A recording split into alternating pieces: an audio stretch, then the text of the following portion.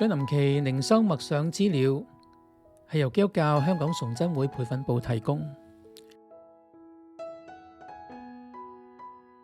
日期2025年12月16日，第17天。主題喜樂。題目知足常樂。經文詩篇第16篇5至6節。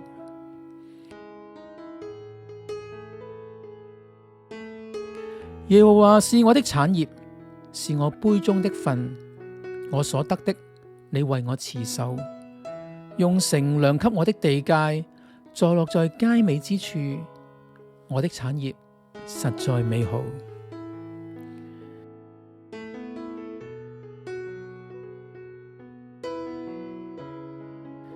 10幾年前，我喺神學院進修嘅時候，曾經同一位女同學去傾偈。佢分享到對於所擁有嘅一切感到不滿。我當時就講咗一句說話：你係上帝咩？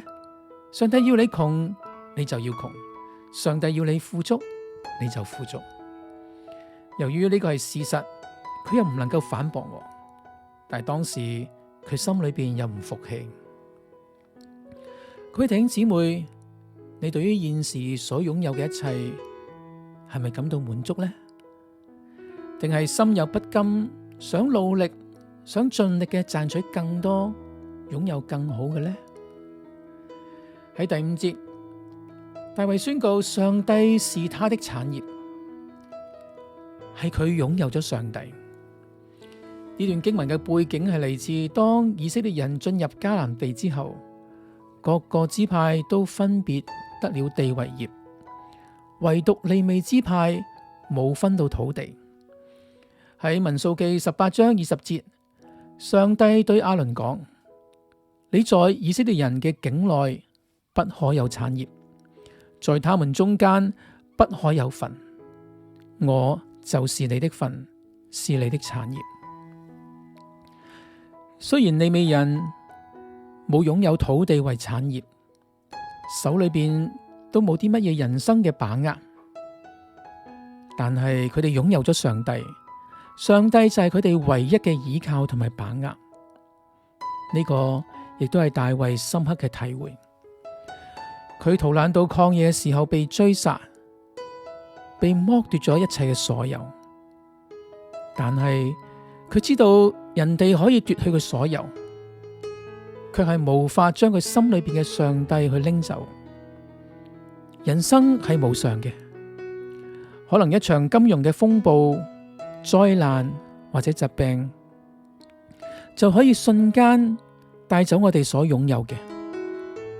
但因為擁有咗上帝，我哋嘅內心仍然可以感到富足同埋平安。第6節嘅經文背景係嚟自以色列12支派點樣去分配土地。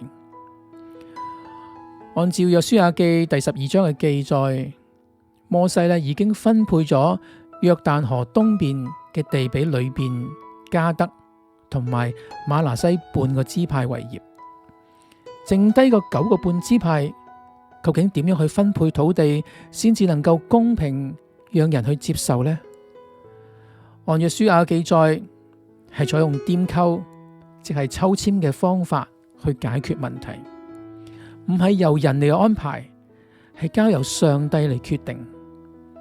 唔同嘅地區必定會有差異，人能唔能夠去認定呢個係上帝為我所安排，係上帝俾我嘅份呢？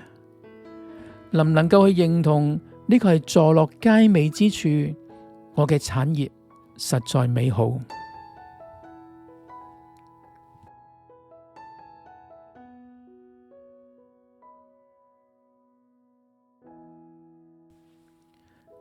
默想，我哋喺地上嘅身份，其實係上帝嘅管家。理性上知道我哋而家所擁有嘅一切唔係屬於我嘅，而係上帝委派俾我去管理。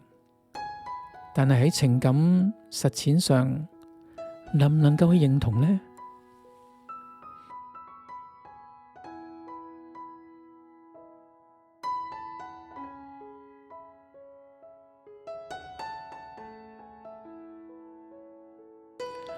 讓我哋同心去禱告。